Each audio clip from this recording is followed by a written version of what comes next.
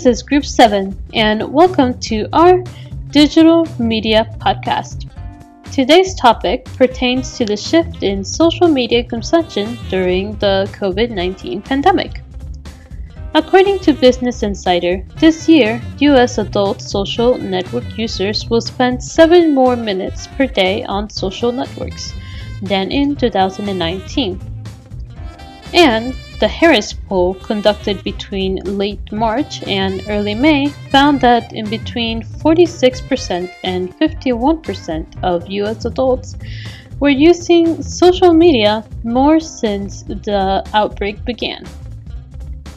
So, here we have the members of Group 7 interviewing their friends and their family on this very specific matter. Thank you for listening. Hi, I'm Miles Musanti, and I'll be interviewing my mom, Miriam. So, what are some benefits of social media that you have experienced since or even response during the pandemic? So the benefits of social media for me, being that most of my family still lives up in North New Jersey and Connecticut and the New York area, it allowed me to keep in touch with family and friends. I usually don't like to be on social media too much. I think there's too much hate that takes place. But it did come in handy during COVID. In keeping in touch, we were supposed to attend a wedding in October. And due to COVID, that had to be canceled. So it's a great way to keep in touch with family and friends. Hi, my name is Kim and this is my friend Michelle. And I want to ask you, do you think social media has been an effective educational way while studying remotely? Hey guys, so I would say for educational purpose, social media has been a great tool in that matter. Like, we have Zoom, WhatsApp, and other apps like those to participate in online learning. They are really great in that area for communicating with others, sharing media, and doing group projects. But on the other hand, I also feel that social media is too addicting, which affect my productivity. So rather doing my schoolwork, I would spend hours on YouTube, Instagram, and other social apps without stopping. So it is bad for my grades. Okay, thank you so much for doing this. My name is Faith Hutchinson, and today I'll be interviewing Ricky Santini to find out if your daily routine has shifted to include more social media since the start of the pandemic. I think I was using more social media before the pandemic started. But now that after all of this has gone down, I've been using less social media. Why do you feel this change has occurred? Towards the start of the pandemic, I started dating someone, and a lot of my time and focus has shifted towards spending more time with them. Also, I got a second job, and I went from having about 15, 20-ish hours a week of work to nearly 40. So my available time to be on social media has greatly decreased. I don't know if the pandemic is really a factor in all of this, because I think it's just the timing of it all that affected it. How has the need to social distance impacted your social media usage? I definitely feel that back when quarantine started in March, at first maybe it wasn't as noticeable, but going into April and May, my social media usage definitely increased dramatically. I was posting on Instagram almost every single day, reaching out and responding to other people's posts on their stories, as well as the things they posted on their feed. Whereas before quarantine, wasn't really that super active on social media, maybe browsing, but not necessarily posting content. And coming out of quarantine, I feel like I have maintained a lot of kind of the habits I picked up in those 3 months. So, still pretty active on social media still, and it is a useful tool to stay connected with people and, put content out there and just kind of reach out. But I definitely feel lately that I've kind of had to take a step back because, being lost in the sauce of social media, you can end up wasting a lot of time. But yeah. Do you feel like social media has lessened the distance between you and your loved ones while in quarantine? Yes, actually, I do feel like social media has lessened the distance between me and my loved ones while in quarantine. Because you get to like FaceTime, text, and see how everybody's doing through social media. I personally was able to see everybody in person every single day, all my friends and family and stuff like that. And then I went to not being able to see them. But thankfully, due to social media, I could contact them, I could check up on them, and we could FaceTime, we could still do classes through Zoom. And it's just, social media has been a very important factor in this whole quarantine pandemic thingy. And I'm really grateful for it, and really happy and blessed to be able to have social media and stuff. How has my mental health shifted during the pandemic? Good question. It's kind of gotten worse. Mental health is tricky. Towards the middle, it got really, really rough. And it sounds so negative to be like, I went to a dark place, but I kind of did. And what's really helped me get out of it is routine, like having a routine and like being able to stick to it is really helpful. And I think the pandemic disrupted a lot of people's routines. That obviously is going to have impacts on mental health, and it definitely did for me.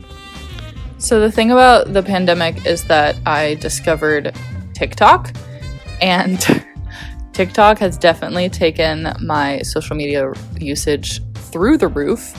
I was kind of getting bored of Instagram and then stumbled upon TikTok like nearly everyone did, because everyone was avoiding it. And then all of a sudden the pandemic happened and we were all like, I guess we might as well use TikTok now. But now that I'm getting into more of a routine, so I'm at least lessening it a little bit, but it's definitely where like the chunk of my time goes. My name is Natalie, and I'm interviewing Jennifer to find out if her preference on social media platforms has shifted during the pandemic and why. My social media platform has shifted during the pandemic. I've shifted from Instagram to Imager. A lot of it has to do with the fact that like socially and, well, mostly socially, but also politically, a lot of things are going around, and it really is a lot of like differing of opinions, and nobody's necessarily right or wrong. And it's causing rifts between people. So I like Imager a little bit more because it's a little bit more mindless. I get to see like different jokes, videos, memes that show me possibly sometimes even different recipes or just different information that's out there that's actually entertaining rather than just divisive.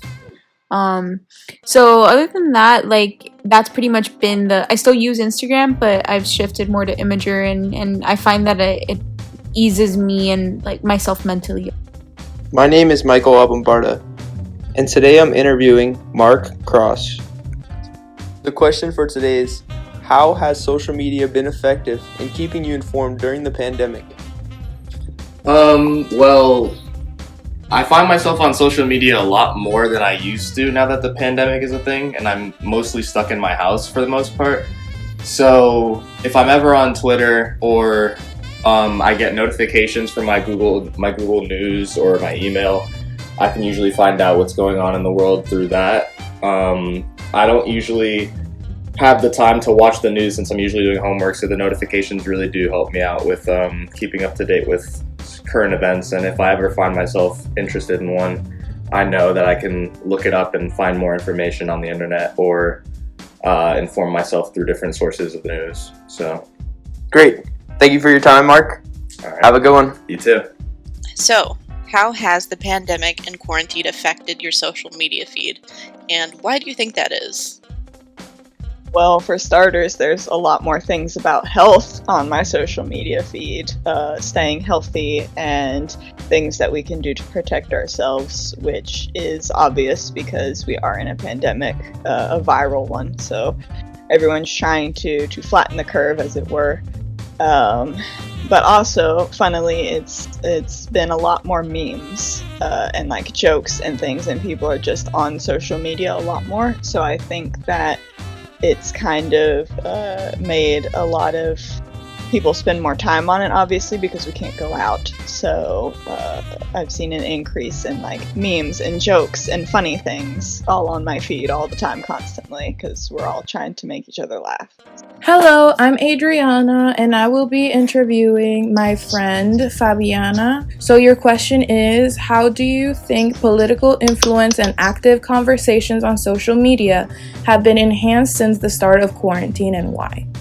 I think that since everybody has nothing to do, everybody has been able to have time to observe what exactly is going on, because living in our daily lives as we used to, not everybody has time to like sit down and like watch the news and all that stuff. And now with the Black Lives Matter movement and legislators and their policies on how to handle the coronavirus issue, I think everybody is concerned now that the numbers of people who are contaminated with this virus are increasing, and nobody is like doing nothing to like improve the situation. I think everybody kind of has like come to a realization that if we don't do something, the politicians are just gonna keep on doing whatever they want. So I think that social media provided a platform for us to like vent our anger.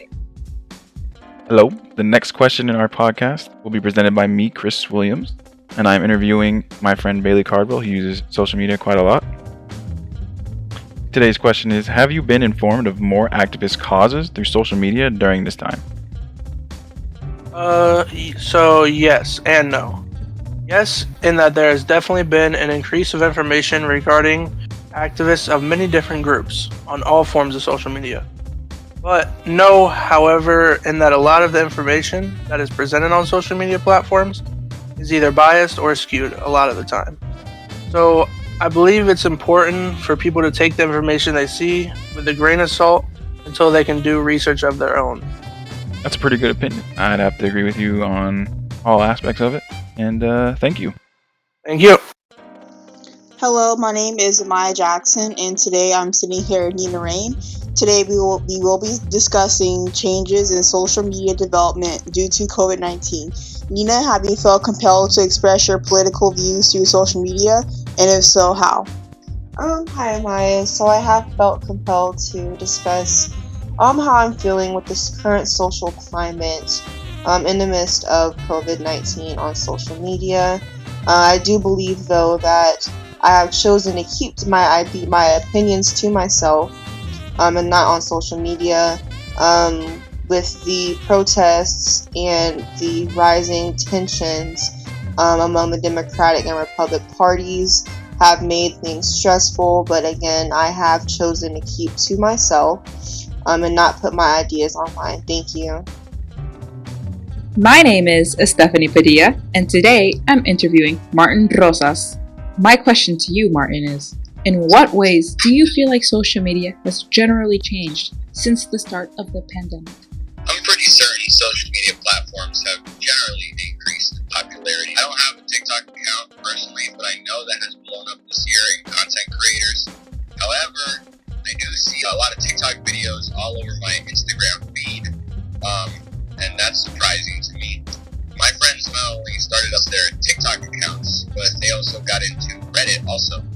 I haven't gotten into any of that, but on the other hand, I'm spending way more hours on YouTube nowadays, and it's pretty easy for everybody to just spend a lot of time on social media, especially if some of us are out of a job. I do encourage content creators, though, because they're taking advantage of this time when everyone's locked in. I view this pandemic as a time of opportunity, and if there is social media, then go for it. With that being said, time spent online will start declining again in 2021 as the pandemic boost wears off. Although this virus is temporary, its effects will be long-lasting. According to Morning Consult, polls report that by the end of the pandemic, 25% of people say they will spend more time online, 51% say their usage will remain the same, and 21% say that they will use less. Which one sounds like you? I hope this topic inspired ideas within you all. Thank you so much for listening.